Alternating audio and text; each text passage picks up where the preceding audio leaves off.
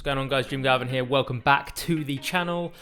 A couple of days ago, I was lucky enough to visit the HQ of a brand called Hunter & Gather. This is a food and supplement brand that I've been aware of and a big fan of for a while.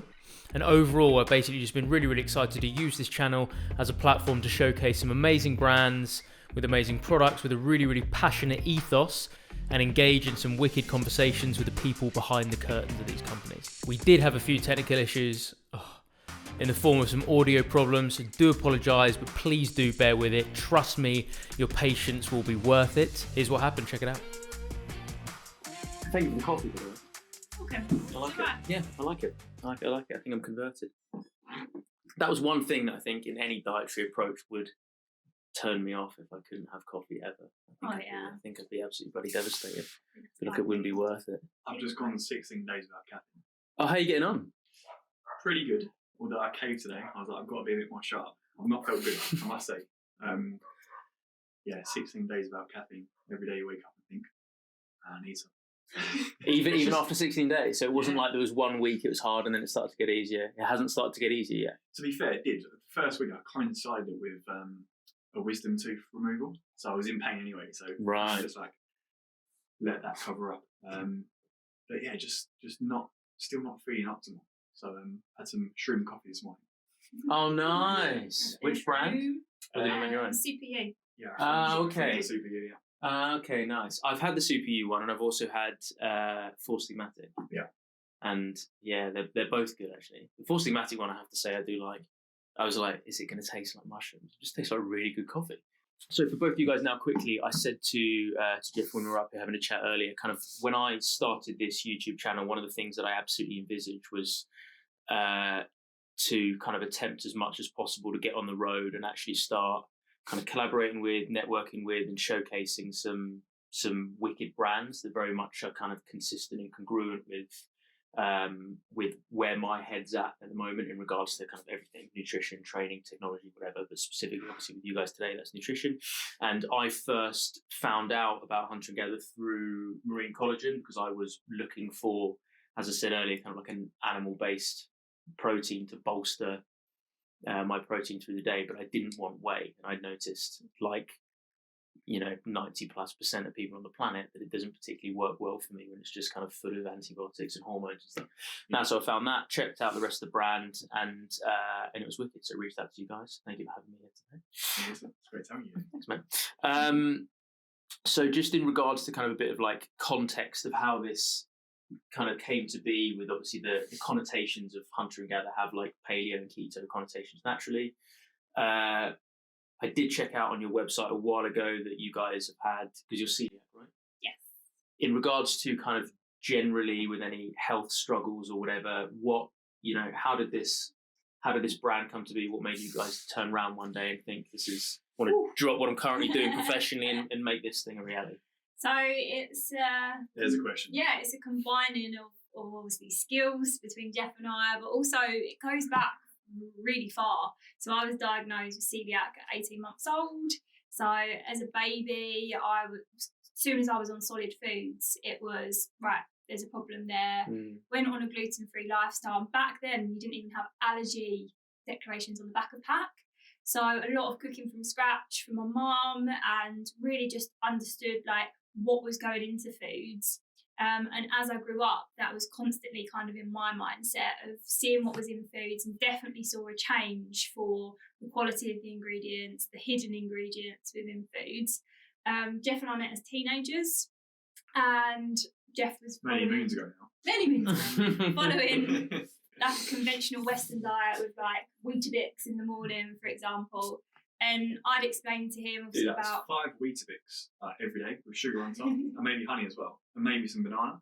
Like that's going what you for thought. Yeah, you do. Yeah, no, I remember because I'm 33 now, as I said. And I remember back in my teenage days, and that was the healthy option. Yeah, like that was what you were like. No, I'm like mega healthy. When you're like 12 or 13, you start thinking, oh, gym. I want to you start doing some, not gym as a new gym, but going to the gym or like doing some. In some press up, start get pull up bar outside your bedroom door, and you're like, yeah, I need to eat a lot of food. I've got muscle. So it's literally like Load the up voice the in my, shredders. like the 15-year-old head of me right now. I remember you used to bring bags of oats round, didn't you? And I lived kind of countrified-ish, and there was actually a mouse that then chewed your bag of oats, didn't it? Really? Do you not remember No, I that? remember that. And I had to chase it around my Must have bedroom. been- must have been Anyway, rainbow. moving on. Oh, So yeah. do you remember it now? So we obviously had a lot of learning from my growing up as a celiac. We met as teenagers, started to talk about that to Jeff. Obviously, we'd go out for dinner, etc. Well, I started to observe like how one particular like food group or food ingredient can really interact with the human body and cause essentially devastation. You start reading into celiac, and it's like stomach cancer, leaky gut, all sorts of ailments. And it's like, wow, like just one food substance that the majority of society are essentially eating as their staple. It's like, And it wasn't until 2012 when I was training for a marathon for the first time, and I'd got injured, and I had like IT band issues down my right or left leg. And I went to see a physio, and he just said to me, "Hey Jeff, like you do realise you haven't got to be consuming all these carbohydrates to function as an athlete." And I was like, "Of course you do that. That's what everyone talks about. That's what the fitness industry talks about. Athletes are talking about high carbohydrate diets." And he said, like, check out this video on YouTube, like, by a chap called Gary Tubbs. And he's famous for good calories, bad calories, why we get fat and case against sugar, etc. And for some reason, it just captured my attention. I was in the final year at uni at the time, and I remember sitting at the back of the lecture hall, like digesting these books about kind of low carbohydrate philosophy, paleo, why sugar's bad. And for some reason, it just resonated and made so much sense. And that was really kind of the pivotal moment when the light really switched on. Obviously, all of this learning, we'd started changing things in our own lifestyle, diet, and we found it quite difficult. For me as a celiac, to trust in the transparency of companies, food companies that are out there. Yep, I get that. To the availability of products. So in the UK, there just wasn't ancestrally focused products that you could buy. So even though there was a lot of learnings, education, and even doctors supporting a paleo keto ancestral lifestyle, it was quite difficult as someone entering into this as a consumer to actually get hold of this stuff, yeah, to source the right stuff. And it was quite a big leap for people to make everything themselves or source everything themselves. So we were making avocado mayo at home, and we thought, you know what, we think there's an opportunity to share this knowledge through products, because for Jeff, really wanted to get into this space, and you thought about doing it. It was a calling. Like, it just felt like I'd been born to do this. Like, it was my life's work.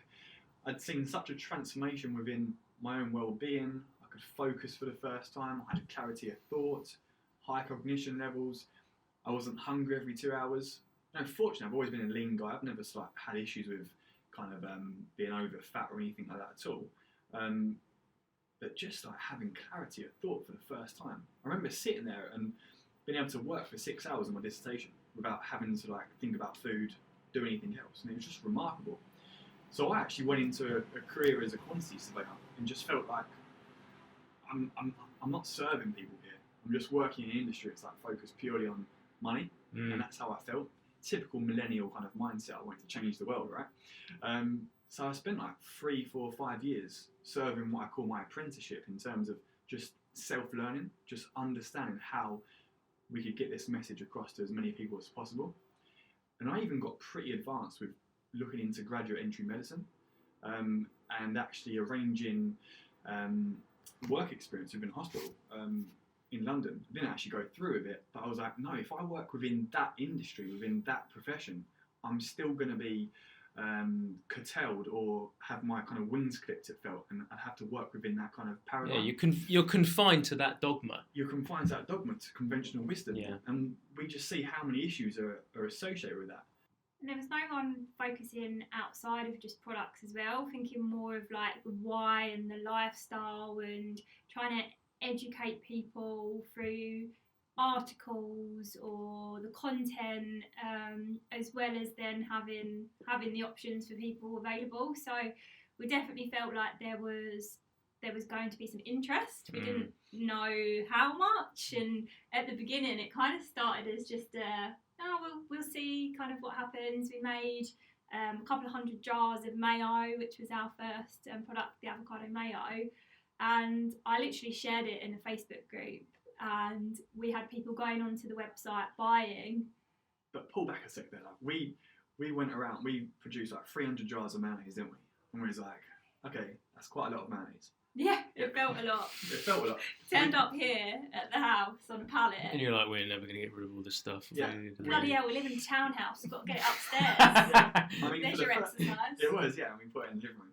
But like, I built a website. Like, I watched a YouTube video on how to build a WooCommerce website, like side by side. It was like a 4-hour video, and I just sat there like, okay, play, pause, right, do that. Pause, play. go that far. Pause, go that far. And that's how we built it. And thank you, YouTube. yeah, thank you. And yeah, when that first sale come through, it was like, wow. Yeah, we didn't expect someone that wasn't a family or friend Yeah. to Like buy a on proper the website. organic customer. Like, this is someone who wants this stuff, and they're not doing it to do us a favour. And She's still a customer as Shout well. Really? Shout Oh, out that's to Vicky wicked. Fleming. Yeah. Vicky Fleming, look Yeah. at that. Oh, there we go. So yeah, still a customer. We still speak to her, and that's crazy to think that. And we realised a couple of weeks after having the 300 jars of mayo here that we better get some more made, and that's when the business really started. One of the things you mentioned earlier, which I absolutely love, is that, again, kind of pushing this stuff, it's not based on it tastes good and it's got less sugar. So it's not like this really kind of broad... superficial. Yeah, superficial, exactly, materialistic benefit. It is, you say that you effectively you are using these as tools for the message. Yeah. And I think that's an amazing kind of mantra to have. And that message does obviously have kind of paleo and keto and kind of ancestral connotations. So assuming that that kind of myself and everyone watching this doesn't necessarily know too much about that, they might know that paleo has something to do with, you know, how our ancestors would used to eat, and keto has something to do with eating lower carb, assuming that is simply the kind of the body of knowledge that they have on these two topics. How would you describe what exactly those things are?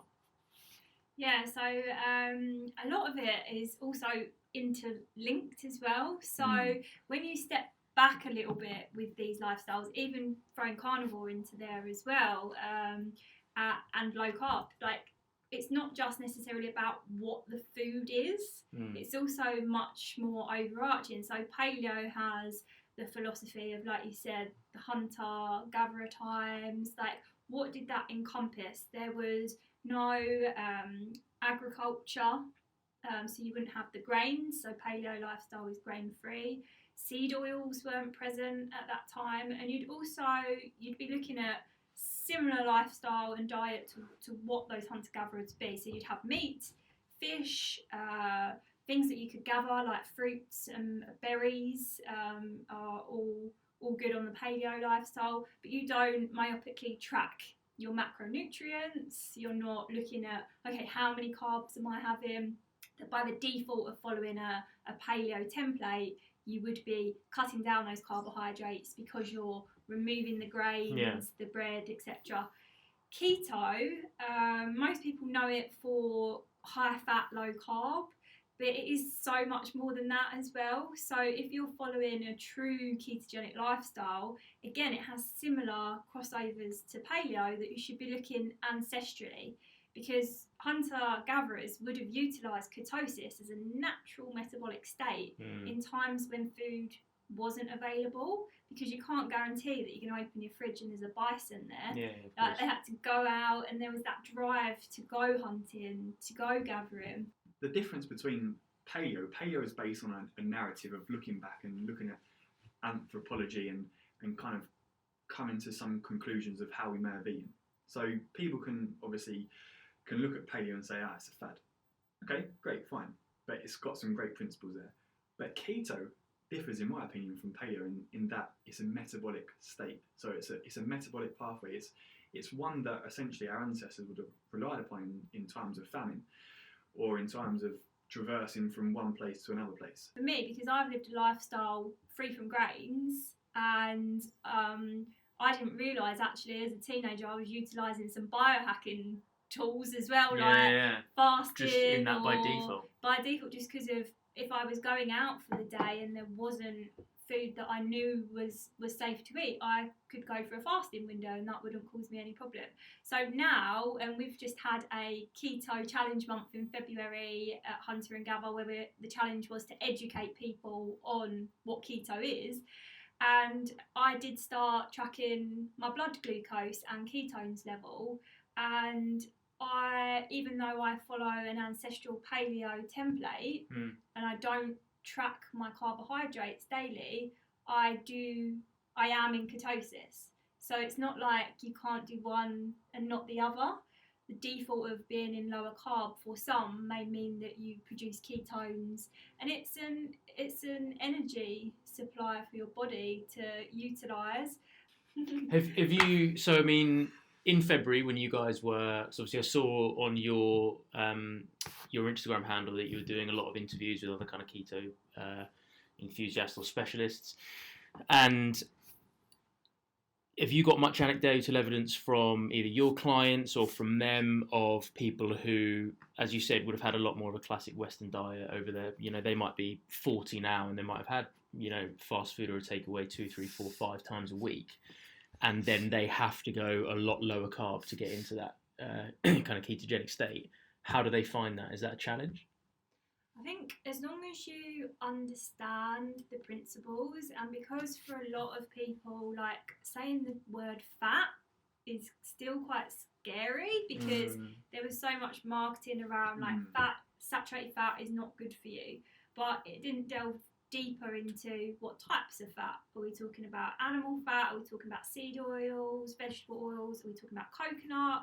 And I think people are starting to understand a bit more. But when you go and remove those carbohydrates from your lifestyle, you still want to incorporate good quality fats. And I think that some people might struggle with understanding that you can put ghee in your coffee in the morning, which some people will be like, why 100% a convert, by the way. That was wicked. So we're going to get some of that. It's super nice. Yeah. But isn't it a shame that we refer to people in our society as being fat, which is also a name of an essential macronutrient, as opposed to having fat? Yeah. Yeah, it's true. It's true. Yeah, it's a very good point.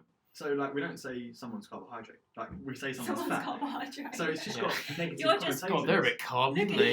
you, so carby. which arguably you could say, but it's got negative connotations straight away. It's just so indoctrinated and so conditioned within our society that people are scared of fat. But that's where you can absorb your fat soluble nutrients. But people don't even realise this stuff like vitamins A, D, K, and all the stuff that Western A. Price talks about. But yeah, back to the question about the keto and how people. So are you guys both keto? We wouldn't say that we are, but do we go into ketosis? Yes.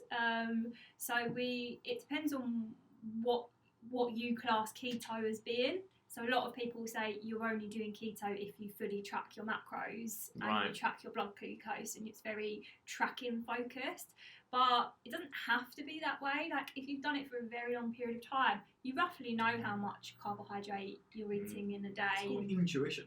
We're very much and I suppose that with, and I suppose because of the crazy blood sugar roller coaster that most people are on, they don't have that. They're not intuitive anymore because they either, and me and Leah have spoken about this with some of our friends, and we've said that we've kind of made the observation that people are if you're either always starving or always stuffed, there's an issue there, right? Like it shouldn't be one of those two extremes that you're literally so full and then 5 minutes later you just need more sugar again. Yeah. And it's like if that's the state and you're not in a nice balanced physiological state where you're in this kind of bit of like nutritional homeostasis, then you don't have any food intuition because the only thing that your brain's telling you is just to eat sugar.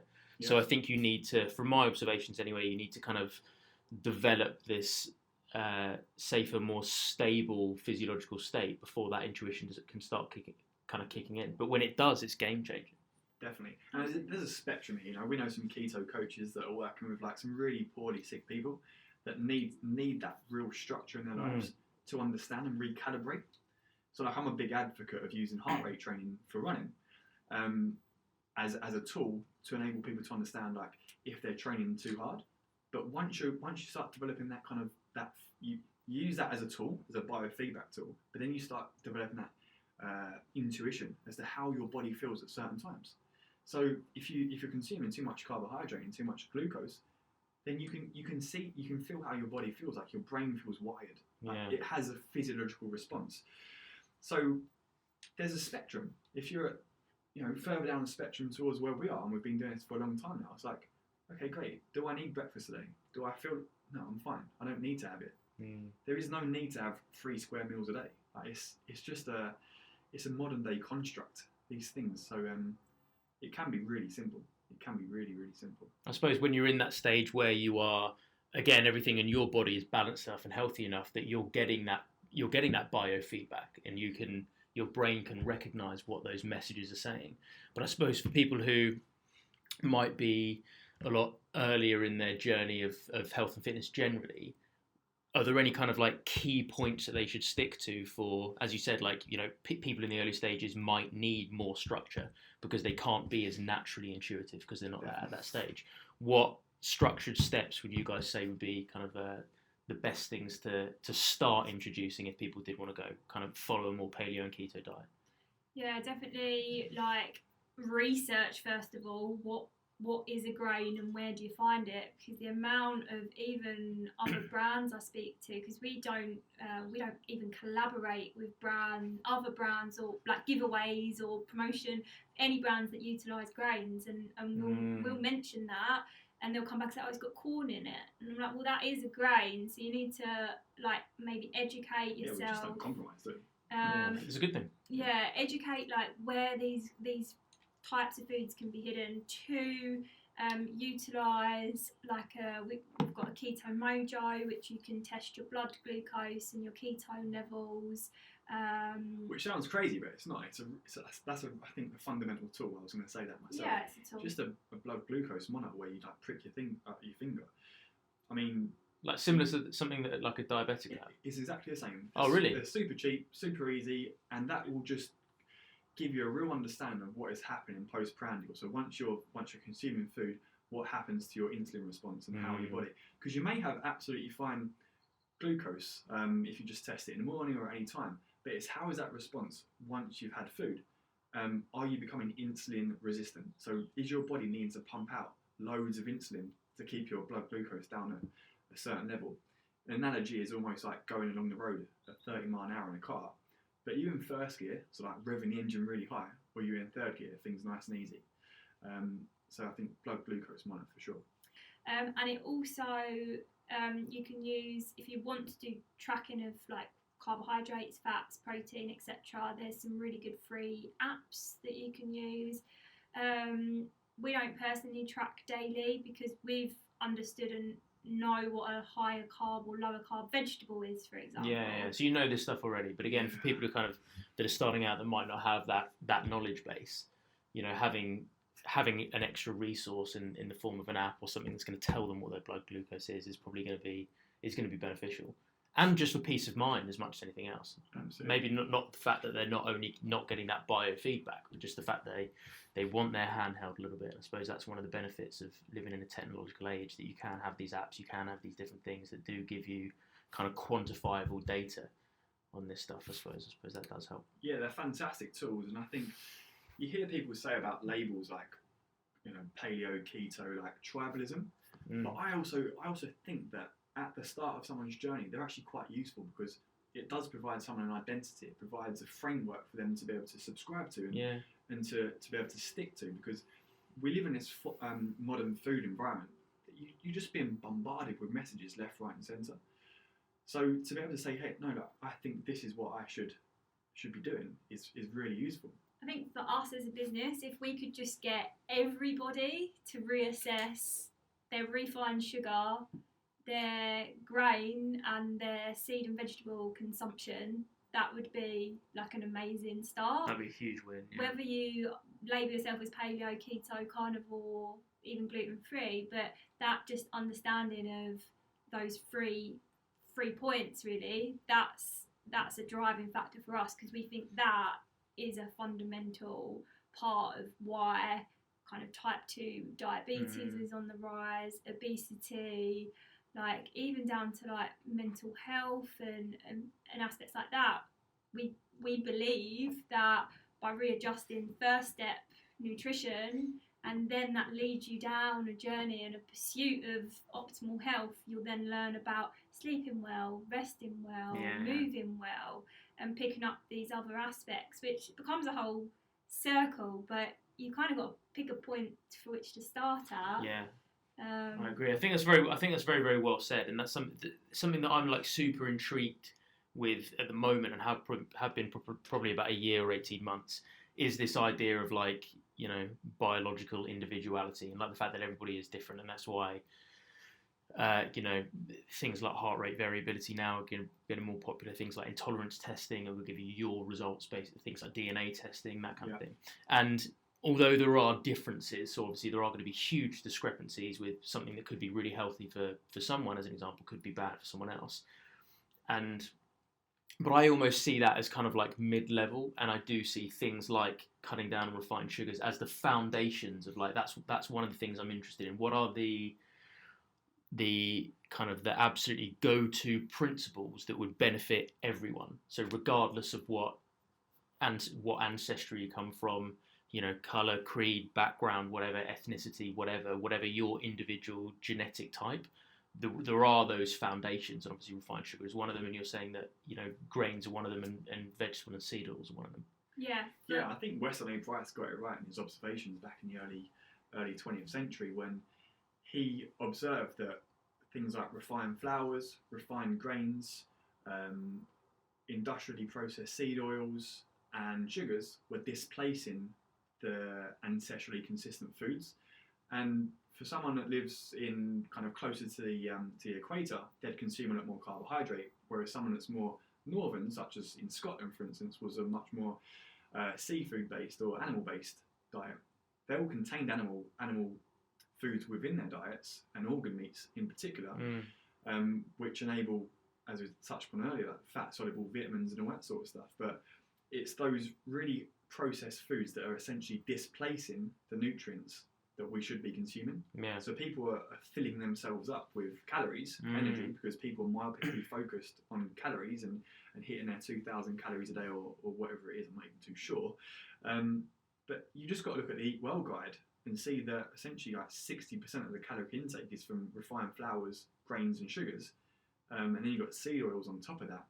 It's just void of nutrients. So no wonder we've got chronic levels of, you know, diabetes, obesity, Alzheimer's, and all sorts of these modern day chronic diseases that just didn't exist. There's a massive increase in these modern chronic diseases, like Jeff said. And sometimes when you're in your own life and you just think, right, this is how it's been since I was born. There's always been vegetable oils, there's always been grains.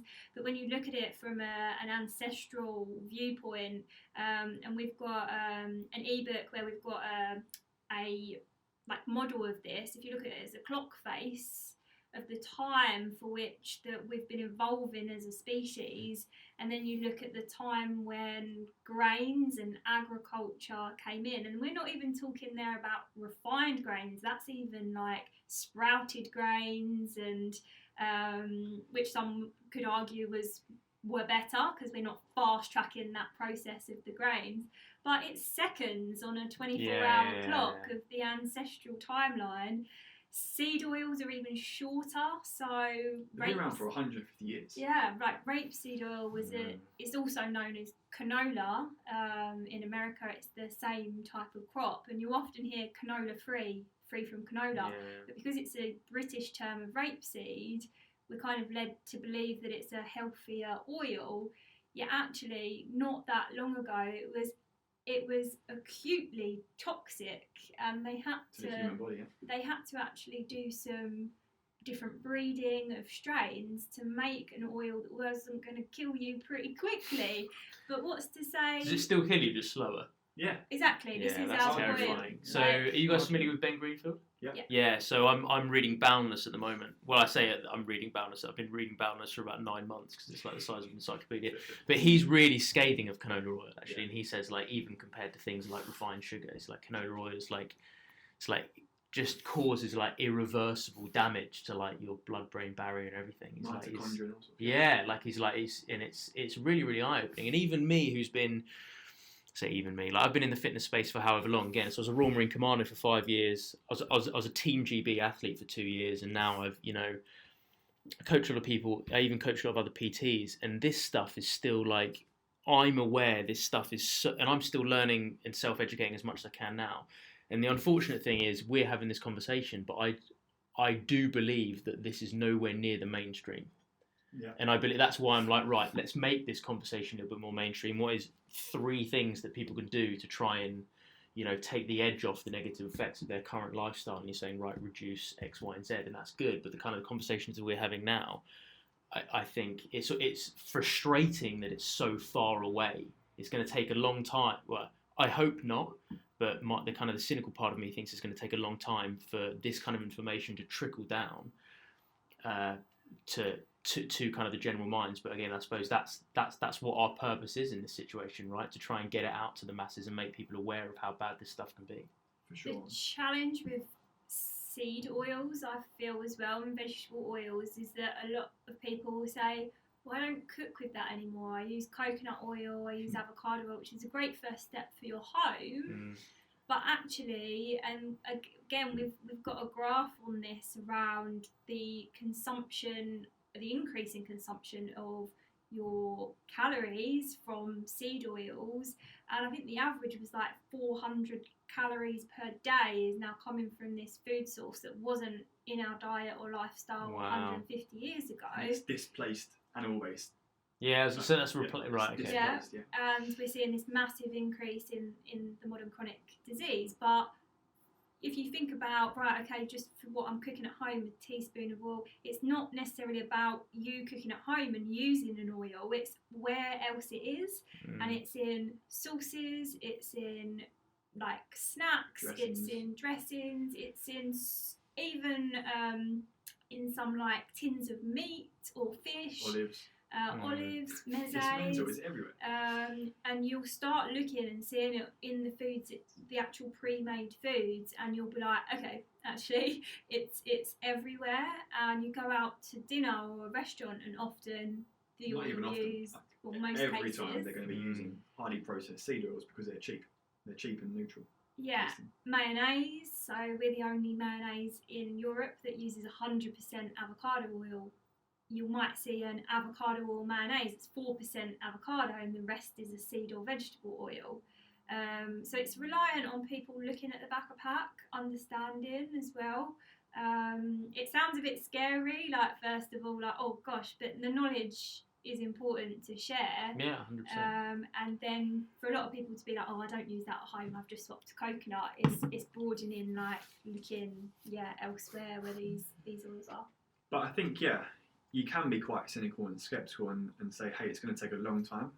And I think there's a case why that could be right. I mean, there's a lot of vested stakeholders and agendas that are influencing the food guidelines. I mean, when you was in the military, for instance, I'm asking you some questions now, but what was the sustenance like? What were you guys eating? Oh my word, it was so bad. So I heard that when we were in Marine training, that the quality of meat that we had was worse than that of prisoners, and it was closer to animal feed. How insane was that? But it was horrendous. I mean, so I'm gluten intolerant now. Well, I'm probably always been gluten intolerant. I'm gluten free now. Yeah. And in a weird way, that only happened a couple of years ago, and I'm strangely, me and Leah talk about this a lot, I'm strangely grateful that happened, because that kind of put me down the path of forcing me to start looking at labels. Something's not right. Yeah, exactly. And since then, that kind of began my biohacking journey, really. And you're talking about ice baths earlier. Like we've got a chest freezer in our garden that's kind of kept about 3 degrees. And I started fasting and I started doing different things to improve, kind of as well as physique and performance, things like cognition, things like mood, things like just generally feeling kind of appropriately satiated and stable. And there's it fills me with horror when I remember what the food was like in in marine training. Once you get to a commando unit, it's slightly different. You're in a lot more control. You can go and shop and buy your own food. But when you're in training and then you're eating the stuff that they give you, it is absolutely terrible. And it is people get fitter through commando training out of nothing but pure will. I think you're not, and hopefully the world will catch. But that's a world that's going to catch up a lot later than kind of the mainstream. But it's terrible. But even in kind of the athletic world, even when I was a Team GB athlete, it wasn't that. Obviously, nutrition was important and people accepted that, but it wasn't as, I'd say it didn't get as much attention in terms of the finite detail of things like seed oils, anywhere near as much as what we're talking about. And the only common denominator of people that seem to have a passion for this stuff are people whose lives have been detrimental, like being celiac, lives have been detrimentally affected to a degree where you've been forced to look at other things. Yeah. And that's the thing, you had an awareness that gluten caused you an issue a couple of years ago. We all have different thresholds. So for me, I was feeling not great in my teen years, whereas some people can go until their 40s. But you always hear people say, but I've eaten that all my life and I've been fine with it. They haven't got this awareness that over time, your threshold and your tolerance can deteriorate because of life stresses. Yeah. Like we're a living being.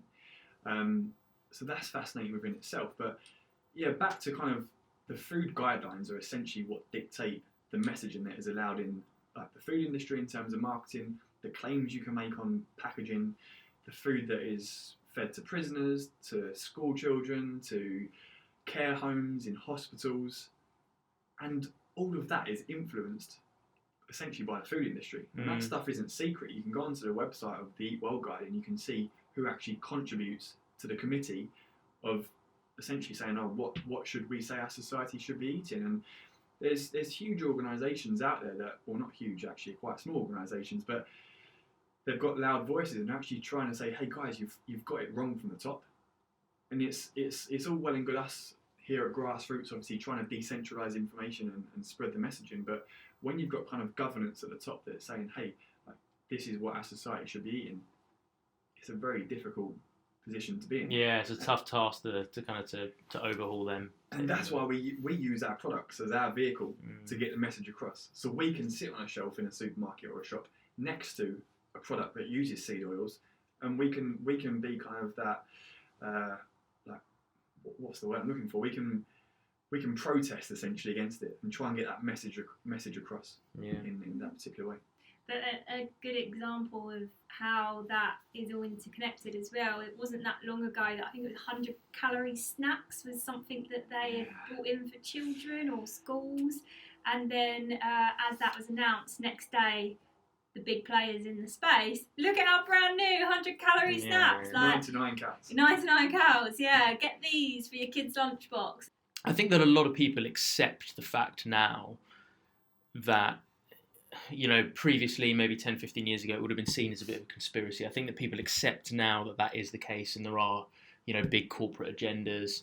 But I think they almost kind of shrug their shoulders because they're like, I don't know what else to do. So it's almost like for them, it's a lack of that they know that they're probably not getting the best stuff. Yeah. I don't think that anybody still, would buy into the fact that refined sugar is healthful. I don't think anyone thinks that, but for some reason it's kind of done anyway. Maybe they're either not aware of how bad it is, or in their brain they're just, they're not aware of kind of an alternative. On that point of sugar, people do still think that it's just empty calories.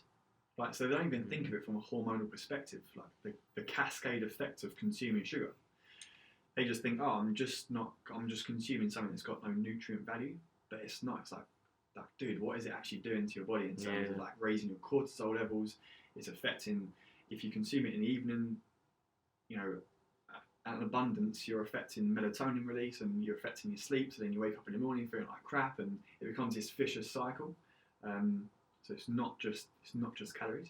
Assuming that anyone that's watching this now is interested, so they're like, I'm willing to put the work in. I want to self-educate, but I do need my hand being held a little bit. And what I could benefit from is some tangible numbers. And again, we've already kind of gone over the fact that everyone is different. Body shape, sizes, age is all going to affect any kind of prescriptive number. But if we are going to say that some of the foundations of how to benefit from this kind of approach is to is to decrease sugar, grains, and seed oils. In terms of to take their carbs down in a day, what do you guys think would be a and again, this is a very, very difficult question to ask, because it is looking for generics. But what would be a good number, a good kind of carbohydrate number to stay under in a day? If you're extremely overweight, or you've got metabolic inflexibility, you've got type 2 diabetes, for example, and you're like, right, okay, yes, I want to utilize keto or ketosis to help bring back that metabolic flexibility, then the recommendation is generally less than 20 grams of carbs per day if you do want to track. But for some people, under 50 grams of carbs, so you can have that higher. So like I said, for me, I can be higher in carbohydrate and still have low blood sugars and still be producing the ketone. So generically, I think not even so much about tracking, like even just being aware and not eating any foods that have refined sugar, avoiding those seed oils and the grains, you will see a big improvement. One thing, now that we're back online, that I would like to speak about, that we kind of briefly mentioned before the camera died and we went for a walk, was organ meats. So you guys do the stuff. I, in fact, have this one in particular in my cupboard. So I've got some lamb heart tablets. What, kind of very quickly, are the benefits of these? Obviously, I agree, first of all, that we are obsessed in the Western world of eating just one particular part of the animal. We're not nose to tail at all. We're incredibly wasteful. And it makes sense to me that there would be a nutritional profile of certain organ meats and other parts of the animal that aren't just in kind of the fleshy bit. Is that why this stuff's so important? For me? So for me question. So we've touched on, obviously, in the chat earlier, just about kind of like organ meats and the importance of nutrient density and vitamins and minerals. So a lot, well, I'd probably say the majority of us in the Western world now aren't having organ meats on a regular basis. And there are some really great vitamins, minerals present, such as kind of like B12, and that's becoming a bit of a buzzword now, that you're lacking in B12. You need to go and get your injections from the doctors, etc. You need to get these vitamins and minerals, which are like pre-formed in a capsule, but there's a lot of bulkers, there's a lot of fillers, there's seed oils, there's grains in them. Synthetically produced. Lab produced. They're not bioavailable. Our body's not utilising the vitamins and minerals in the way they should. They've got no fat source alongside them, so for the fat soluble vitamins, you're not able to actually utilise them unless you're combining it with fat in your lifestyle. So this was something that came about from Jeff, your idea, wasn't it? Yeah, for sure. I mean, so it's just recognising an ancestrally consistent diet. So what has been removed, as we touched on earlier, what has been essentially displaced from our modern food environment by big food and ultra processed food, and something that kept coming back was like organ meats. Like we've abandoned eating nose to tail over the past 20, 30, 40 years. So we're missing out on all that kind of nutritional goodness. And I was speaking to my parents and some like older generations of our families, etc., and saying like, why are no one consuming organ meats anymore? And people that grew up in like the 60s and 70s kind of look back and say, oh yeah, like my mum used to like cook like was it ox tongue, or we'd have kidney stew, for instance, and liver, etc. Liver and bacon. Mm-hmm. But it's just falling off the radar, and I think that also correlates nicely with a lot of nutritional deficiencies or even intolerances, etc., and histamine issues that people are becoming a lot more aware of. And this is why probably there have been so many factions and so many kind of like splinters off in regards to health and fitness, because people are like, oh, this is I 100%. This is the panacea. Yeah, exactly. I have 100% loyalty to this particular approach because this works for me, and someone else can go, well, no, that's not right because this is the truth because this works for me. Yeah. And we're now just starting to realise, well, you're not the same person, so maybe that's why. Yeah. So any kind of insight into that is hugely beneficial, I think. In regards to the organ stuff, then that is something that I heard recently, that organ meats might offer kind of vitamins and minerals in a more bioavailable way, even than things like greens. Yeah. What are your 100%. Very quickly? You guys agree with that? Yeah. 100%. Didn't even finish the question. Just nodding already. It's like iron, for instance. People are like, oh, you can get iron from spinach, and then we look at like Popeye, you know, the cartoon Popeye, and it's like he like tins of spinach, right? Am I right in saying? Yeah. And it's like a bit of a misnomer. It's a bit of a myth. Like that iron isn't even in a bioavailable form. I think something like we can absorb 5 or 10% of it. It's like a cofactor of iron. It's not even the actual iron form. But animal-based products have something called heme iron, which our body knows exactly what to do with. And all the vitamins and nutrients that exist within this whole food source are in a synergistic form. So they work in harmony together.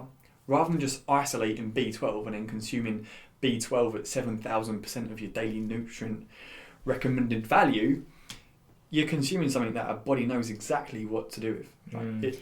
And that's an interesting point as well. When you're looking at these synthetic vitamins and minerals, do I really want something that's 7,000% of my daily but it's not actually showing you the bioavailability level. So, and that's the same when you're comparing spinach to an organ meat, for example. You're looking at the level, but not what can actually be utilised. Yeah, because there might be no uptake from that. Yeah. Right. Yeah, or even very, protein very too. low.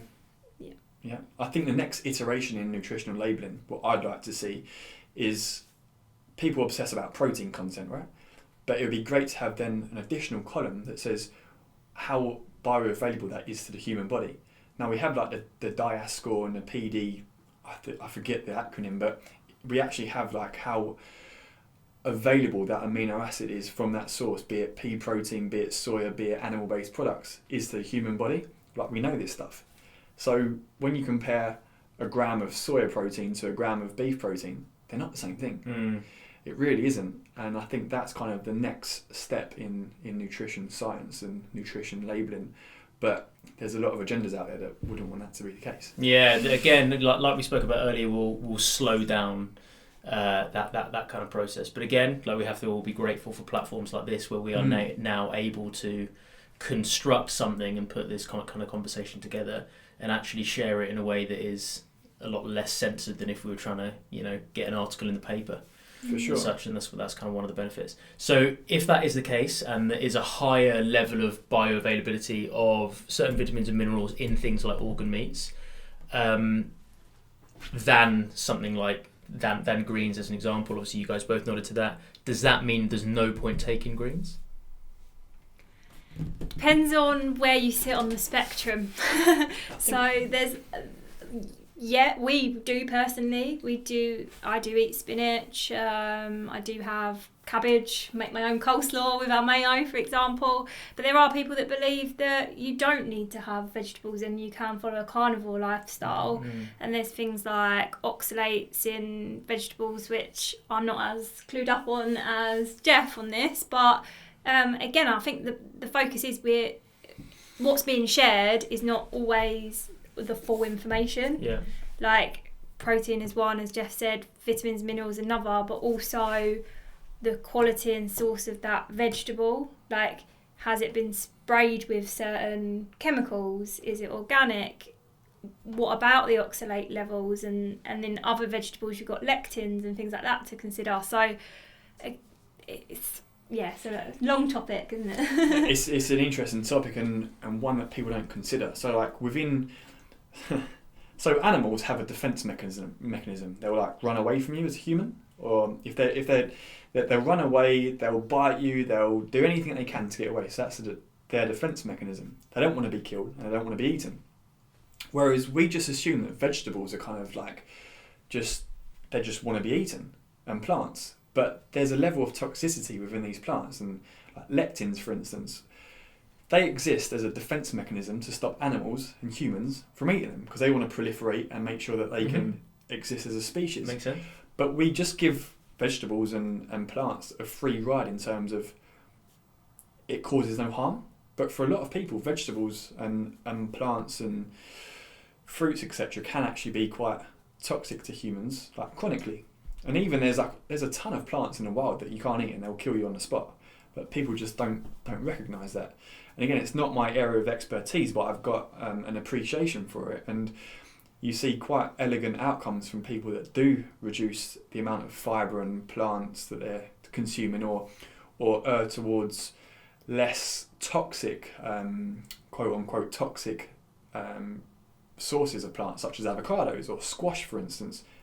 Or berries, so they're less toxic plant sources rather than peas. They're a legume. They're seen as quite high in anti-nutrients, which actually block absorption of nutrients. So they're displacing nutrients within our diets. But again, it's a hotly contested topic, and one that we've got no definitive answer for. Well, hopefully it's a science then that will develop, and with, you know, maybe less of an agenda than food kind of the market currently exists.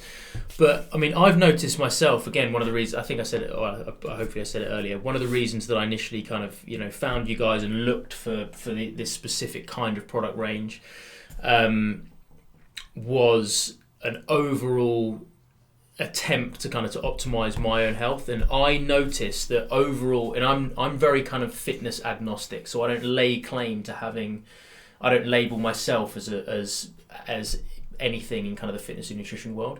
But if you look at the overall approach to kind of Paleolithic eating, that makes a lot of sense to me. And I've noticed that since I've stayed a lot stricter to the adherence of eating that kind of stuff, I feel a lot less bloated. And I don't know many people, if you have like a fairly comprehensive list of this is the kind of thing that people on a paleo eating plan would eat, not many of those things cause too much of a bad reaction to most people. Bad reactions, and I've even noticed bad reactions for me, just in terms of feeling bloated, in terms of feeling swollen, in terms of feeling very heavy, brain fog, etc., do come actually from a lot more plant food than they do from animal products. Mm-hmm. I don't really notice that I'm like, oh God, I feel really, really bad from eating that, you know, eating that biodynamic beef. Yeah. So like, said no one ever. Like exactly. It's certain vegetable groups that seem to really, really affect my body and cognition. So it is interesting, and it's probably something that that again isn't quite as mainstream as we'd like it, but I suppose is at least kind of getting to kind of the fringes of people's awareness now that maybe that is the case. That they do need to not be so wasteful. The animal products are good for you as long as they're clean. And you know, we might as well, we can get a million and one, a plethora of benefits if we eat more than just kind of the fleshy portion of an animal, which is what we've been somehow indoctrinated into doing in recent years. I think social conditioning. The nose to tail aspect of it as well is key for like you say, in terms of environmental. Like if you're going to eat animals, then it should only be right that we're utilising all of the animal. Agreed, yeah. And that's where obviously the nose to tail part definitely comes in, like the organs, and even for collagen that comes from technically part of the animal that goes to waste most often. So it's the hide, the skin, the tendons, etc. So these are parts of the animal that can provide essential nutrients to us, and in many cases they're being wasted. So there's that side of it as well, making sure that we're utilising all of an animal and not just the prime cuts, like you're saying, that we see in the supermarkets ready to go. So that was another side of why we wanted to launch things like collagen, the organ supplements as well, but in a format that's easier for people and convenient and maybe not as scary initially. Because if you say to someone that hasn't been eating organ meats, like you should have liver every day, like once a week, and you should have kidney once a week, and you should have heart, and you get out this giant beef heart, like that might be a step too far. Yeah. So they need something like in the form of some of your your tablets and stuff that kind of bridge the gap. Because I know a lot of people that kind of they acknowledge that there is a benefit to this stuff, and they're like, oh, but I just don't care how healthy it is, I just couldn't do it. Yeah. Mm-hmm. So I suppose obviously we've got the kind of the perfect middle ground, that they get the benefits, but in a way that is to them kind of intellectually and emotionally feels a little bit more accessible. It's a gateway. Yeah. It's a gateway. And I struggle with the taste. Like I can do some liver now, but I struggle with the taste of kidney and heart, and therefore I'm not eating as much as I would be getting from having the capsules. Whereas where I have the capsules every day, and I really need that to support my methylation cycle. Like for me, it's been really important to have that, because I wasn't going to be eating the heart, and you don't also want to get into a negative mindset, because a lot of it is mindset as well. Like I wasn't brought up eating liver, heart or kidney, so therefore to bring it in, and how we said earlier, losing that ancestral wisdom and guidance, it's kind of like, changing it now is harder than maybe if I had those cuts from a child. Yeah, it makes sense. There's a barrier to entry, isn't there? Yeah. So first and foremost, it's like, guys, go to your local farm and source organ meats from the farmer. Like, that's what we advocate. But for a lot of people, that's not possible, and they've got no inclination or know-how to even prepare the organ meats or to cook with them. It's so foreign to them, and even to us. Like we're the first to put our hands up and say that. But by providing a product such as this, we're utilising them parts of animals. We're providing a product that is like so superior to what is currently offered on the shelves in your health food store. And many people use it as an insurance policy. So people that actually do consume organ meats and prepare them in such ways still take the organ capsules, because it's like, I'll take 4 or 6 of those and I know that I'm getting the benefits of that every single day in a convenient form.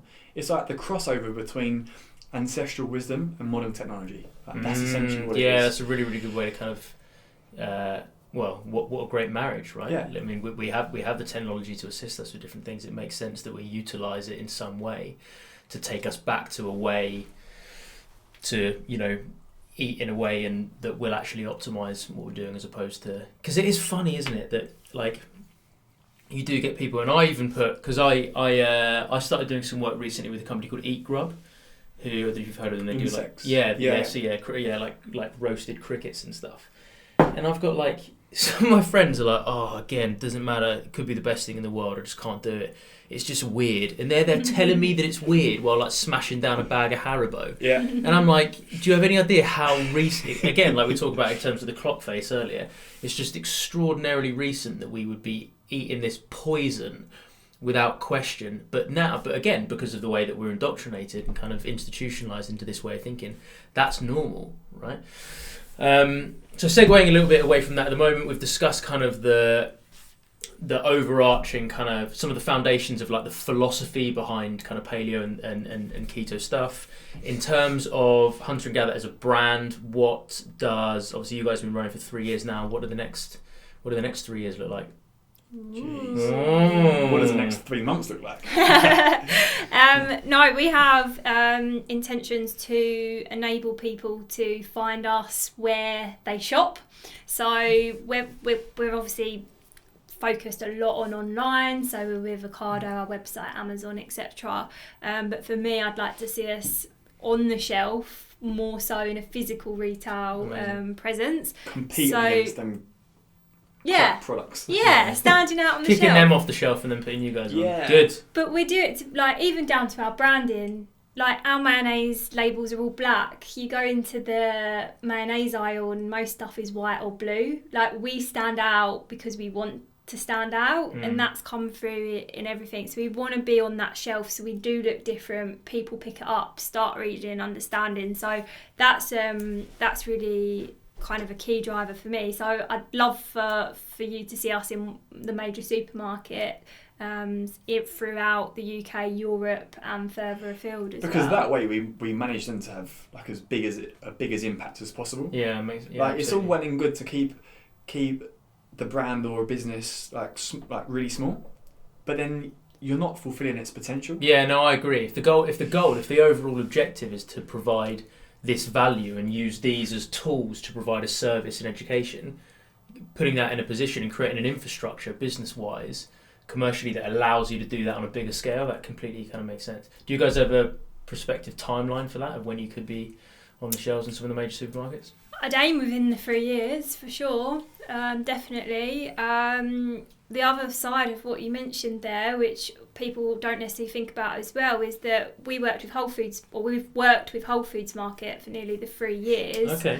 And we was their first mayonnaise that had keto or paleo kind of education around it. And from working with him, we are the leading mayonnaise in Whole Foods London. Like, we are the favourite. And what that's done is... Thank you. Favourite.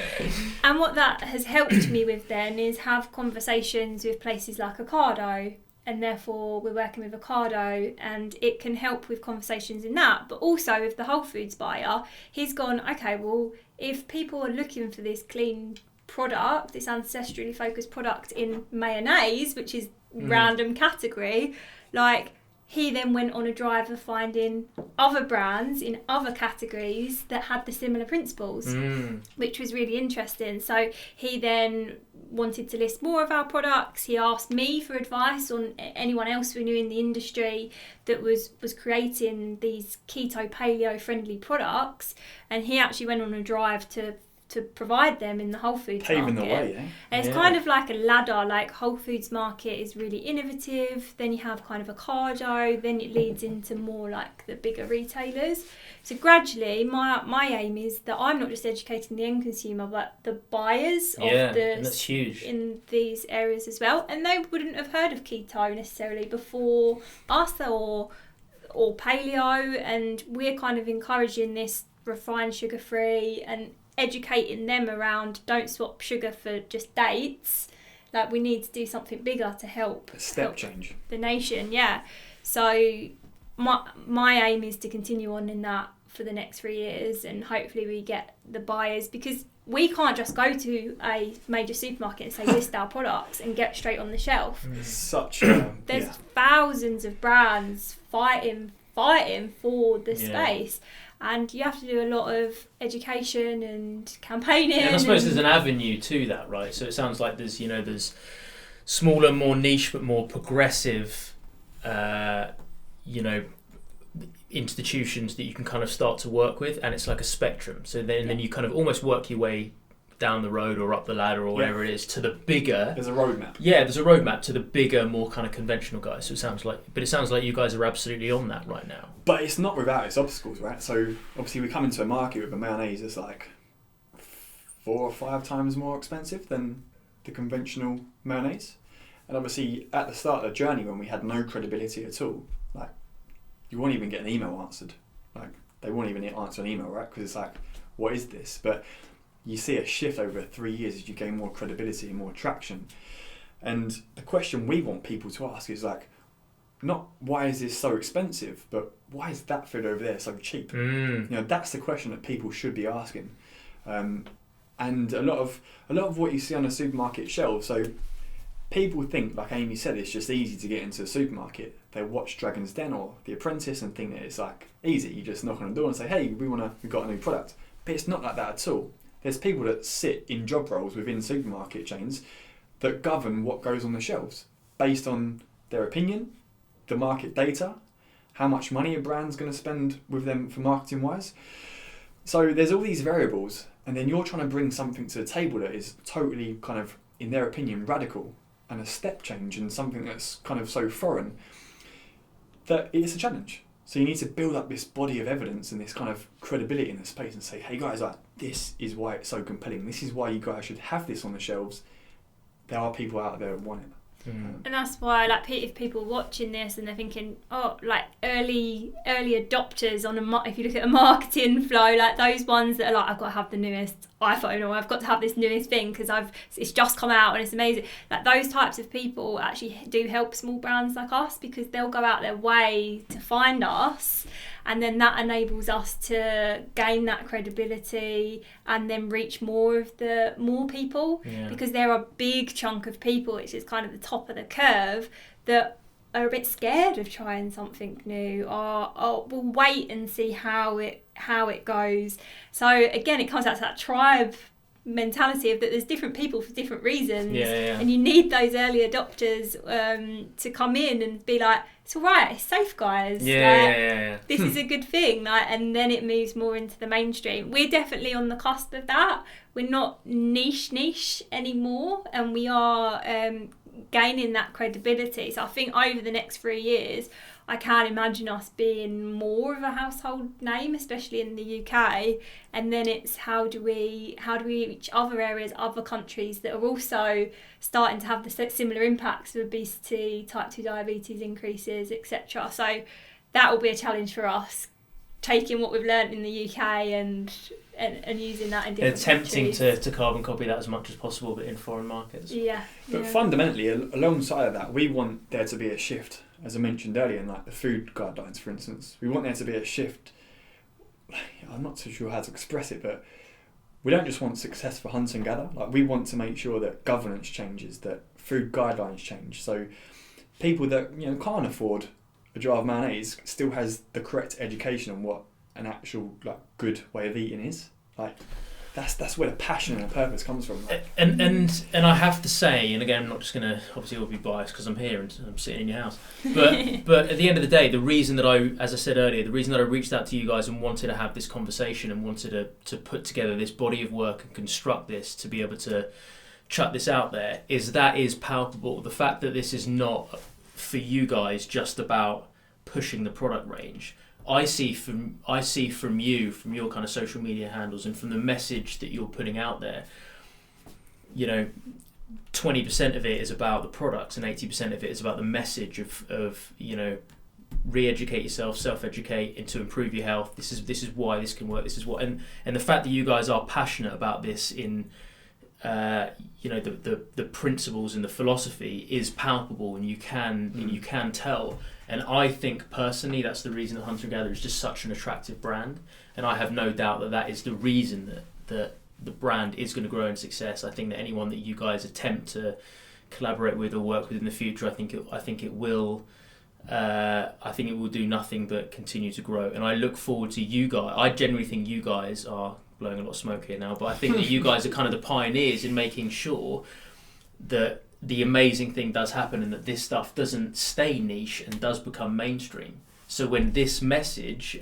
of, true health-seeking behaviours and education does become more mainstream, then I think that would be an incredible world to live in, and I think it's people like you guys, I think it's companies like this that are kind of doing the grind and pioneering that movement.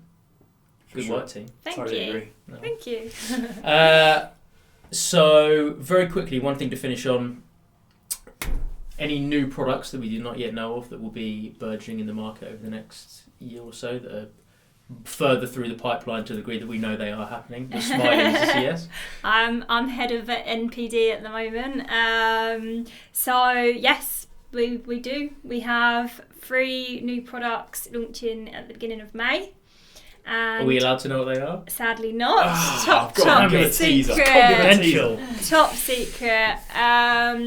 But if we are having the family gatherings and the barbecues that we hope to have this year, we're going to game change your barbecues. That's all I'm saying. It's like a riddle. I like it. We also have more products due at the end of the year as well. So we're doing food and supplements this year.